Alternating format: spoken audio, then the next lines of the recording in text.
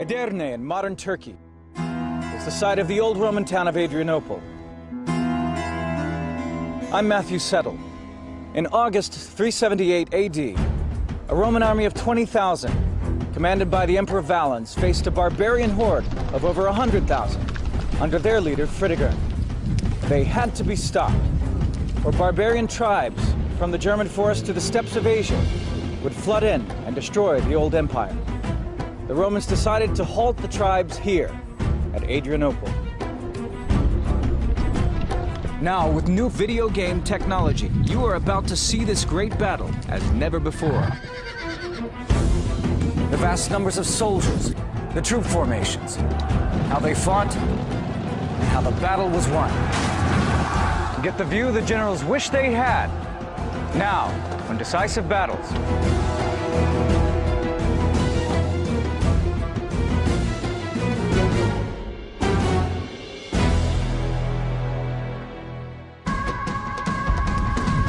By the end of the 4th century, the once mighty Roman Empire was in serious trouble.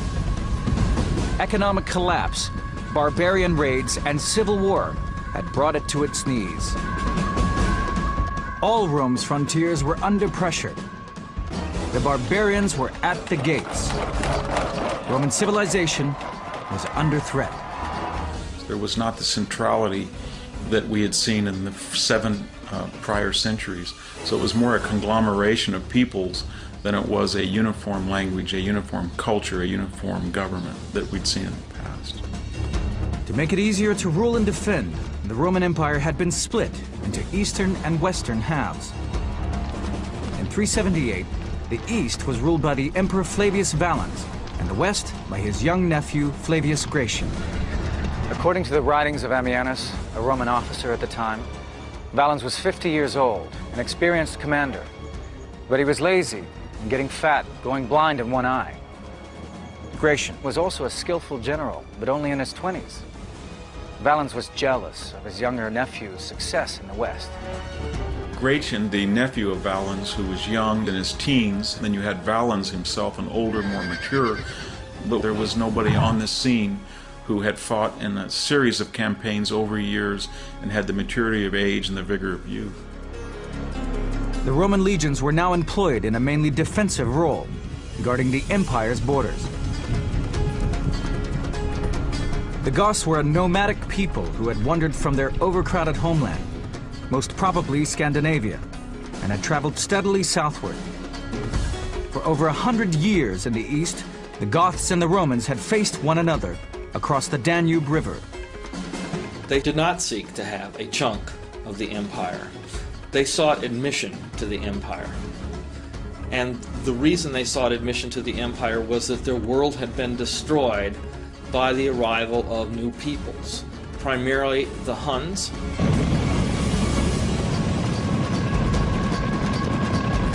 As the Goths' numbers grew into hundreds of thousands, they sought a new homeland, a place to settle, and they began to invade Roman territories. In the end, the Romans granted the Goths refugee status and allowed them to cross the Danube. There were no census data to project how many hundreds or thousands or tens of thousands of people might be coming in. The commander on the scene would have been able to say to a boatload, "Sure guys, come on in, you can bring your wives and family." The Danube is a huge river, up to half a mile wide. But the Goths were desperate, so in 376, they climbed aboard small rafts, boats, even hollowed out logs, and began to cross the swollen river. Some of them even tried to swim. Hundreds drowned. But the horde finally crossed it, and the Romans were alarmed with its size. They crossed the river, they were encamped generally outside of these towns, and the food supplies ran out.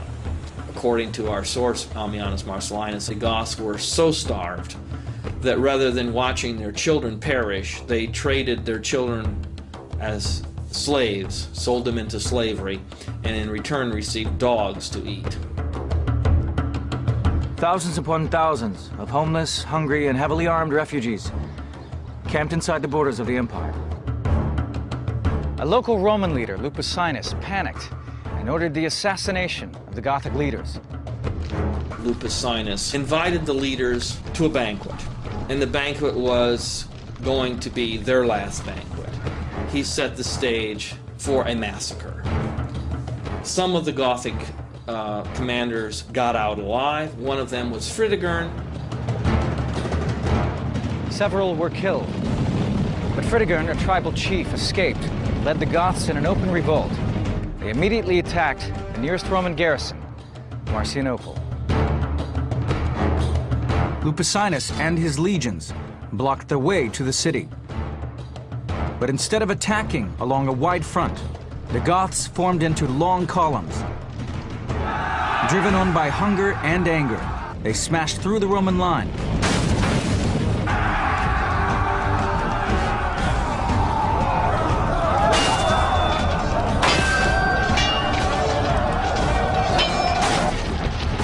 Lupicinus escaped, but 5,000 legionaries, most of his army, lay dead. Gratian had an army in Rome, but it was nearly 1,000 miles away. For now, Valens and his legions were all that stood between the barbarians and the end of the empire.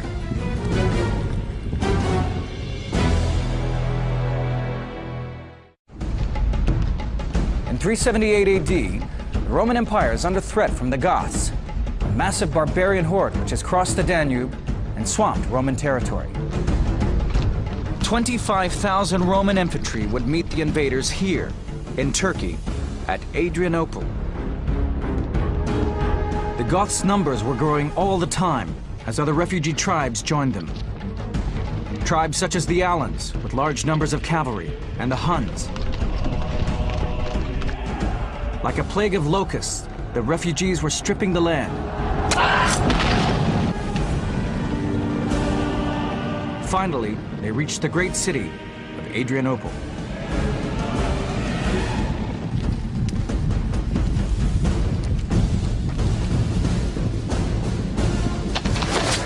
Their first attack on the city failed. Fritigern realized that without siege equipment, he would never capture the city, and pulled his forces back. He also knew that while the Roman army had been in decline, it was still a formidable force. Valens begins to prepare immediately to confront this force. The next day, at about dawn, he marches out. This time he marches out in battle order, with the cavalry in the front, infantry in the middle, cavalry at the back, out the road. The Roman Emperor Valens had 15 to 20,000 men under his command. He marched to meet the Goths outside Adrianople.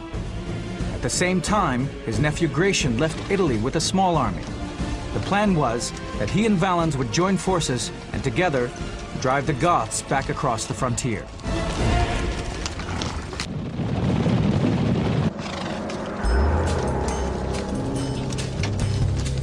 Valens camped outside Adrianople and sent his scouts on ahead to spy on the Goths.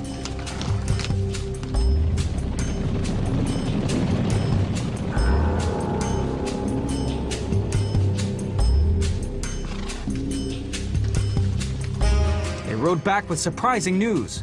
This was no vast barbarian horde. They reckoned that Fritigern had no more than 10,000 men. Valens already outnumbered them by at least 5,000. Valens had to make a quick decision. If he attacked now, he would stand a good chance against a small force. His battle-hardened legions would scatter the poorly disciplined tribesmen. And there was another attraction. If he won the battle now, he wouldn't have to share the glory of victory with Gratian.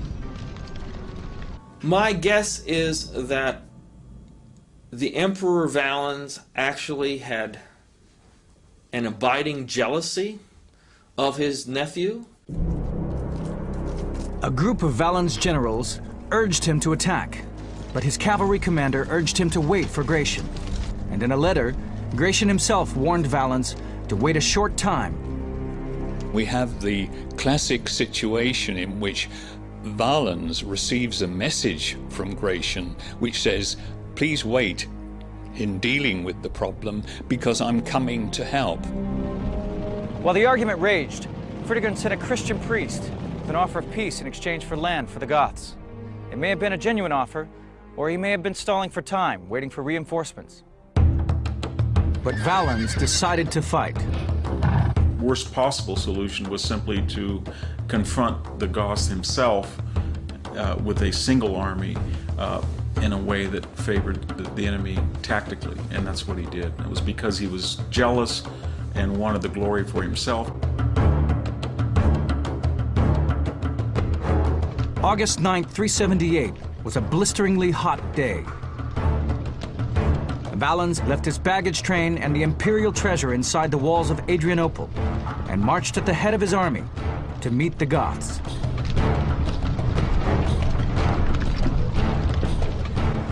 The Goths were a people on the move. Families, women, children, slaves, and captives. When traveling, their baggage train alone stretched 6 miles. Now, as they prepared for battle, the Goths made good use of these wagons. They drew them up in a circle, like the early Western settlers in the United States, who drew their wagons into a circle to defend against attacking Indians.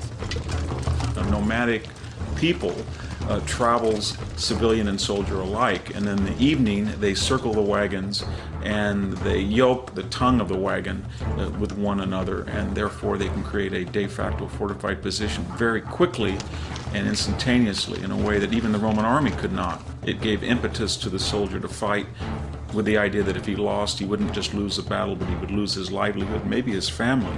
So it was a very effective concept.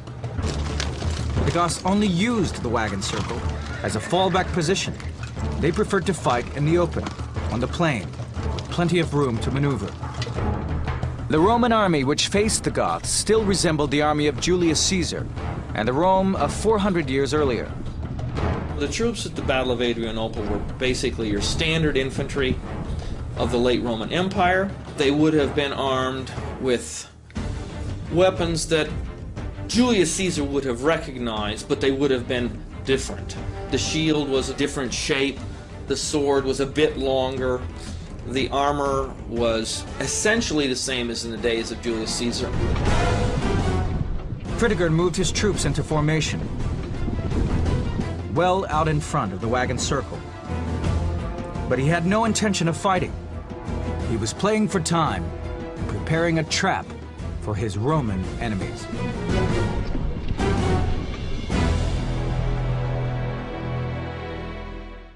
(378 AD). In what is now Turkey, the legions of Rome's Eastern Empire are fighting to save their land from invasion by the Goths. The two armies faced each other outside the walls of Adrianople. But the Goth leader Fritigern was determined to keep Rome waiting. He was playing for time as large numbers of his cavalry were scattered, foraging for grass and food. This was August in the Balkans. There's nothing to eat for horses. They were in the nearby ravines, pasturing their horses. This was why the Roman scouts had seen few cavalry and underestimated the Goth numbers at only 10,000. When the outlying cavalry returned to the army, its numbers would swell by thousands more. Fritigern stalled by once again sending an envoy to Valens, pretending that he wanted to open peace negotiations. While the coming and going continued, the Roman soldiers stood around in the burning heat. Why Valens bothered with negotiations is anybody's guess. Perhaps he realized the Goth army was bigger than he thought. But then without warning, the battle began.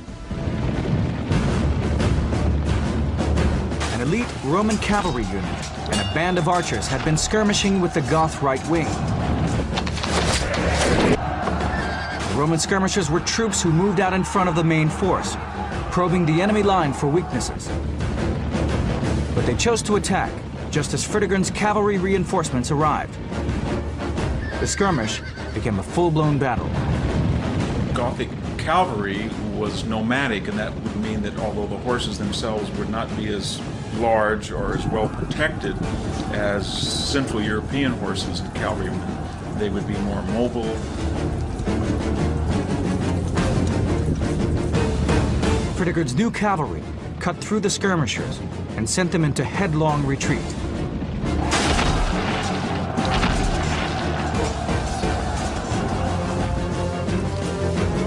The battle had started so suddenly that the Romans were still getting into formation. Valens had marched for a number of hours that day. It was hot.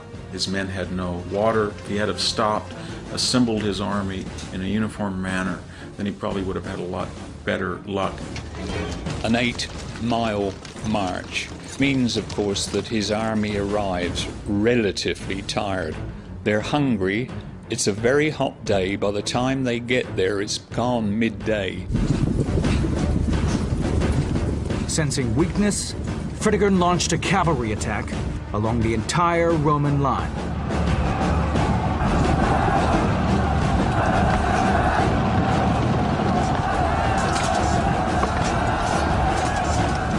There was chaos in the ranks. The whole Roman army seemed to be in retreat, but then slowly began to rally as soldiers shouted encouragement to one another.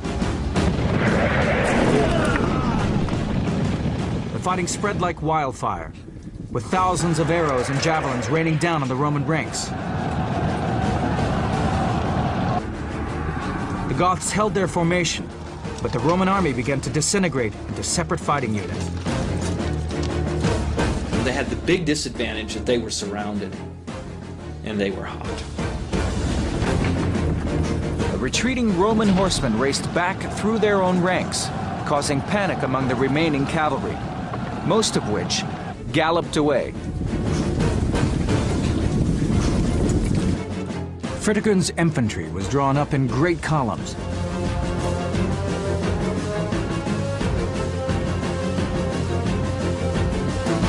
Now they charged headlong and smashed into the Roman ranks like human battering rams. Hand-to-hand slaughter began. The key to remember, they were an individual, tribal force that put more emphasis on individual kills, individual prowess in battle, rather than marching in time, advancing on order. A handful of Roman cavalry who remained on the left wing were forced back by the Goths and fled in confusion.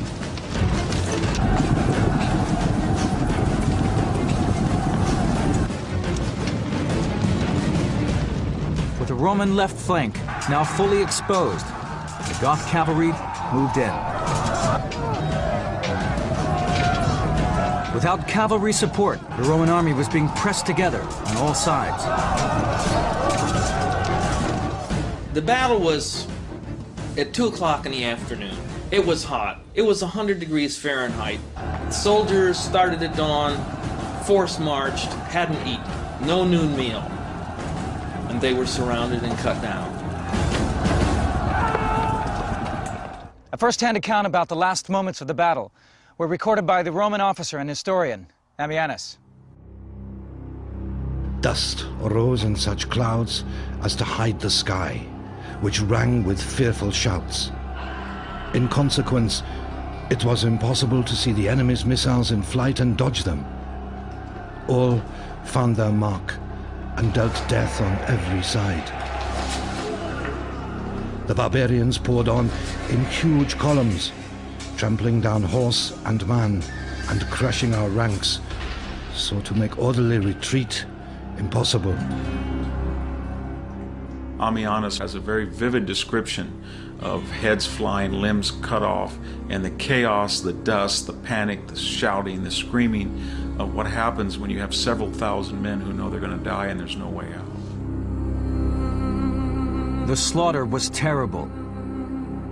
By the end of the battle, 2/3 of the Roman army, at least 10,000 men, had died. Among them was Valens. The emperor died either on the battlefield or he got away a brief moment to a farmhouse nearby. That was set fire and he was cremated. And anyway, he didn't see the sunset on the 9th of August. An emperor was dead, and the Goths were victorious. When Gratian heard of the defeat, he turned and headed back to his own Western Empire. But he could not turn his back on the Gothic threat. The victory at Adrianople showed other tribes that the Romans could be defeated and that there was land to be grabbed within the empire. After Adrianople, the Roman legions never regained their old dominance over the barbarian invaders. Adrianople was significant for a variety of reasons. One, a Roman emperor himself was at the battle and was killed in the battle, and his body wasn't even found. And it gave the impression that East would not work with the West, as happened at this battle, and that a tribal, nomadic people in a battle of shock, hand-to-hand warfare, showed greater battle prowess and individual courage. So it sent a ripple effect through the emperor that either Romans could not or would not fight to protect their borders. For the next 30 years, the conflict raged on in Turkey, neither side capable of defeating the other outright. But the invading tribes steadily grew in number, until in 409, the Goths finally broke through. They poured west into Italy, and in 410 captured and burned the city of Rome. 700 years of Roman civilization finally came to an end.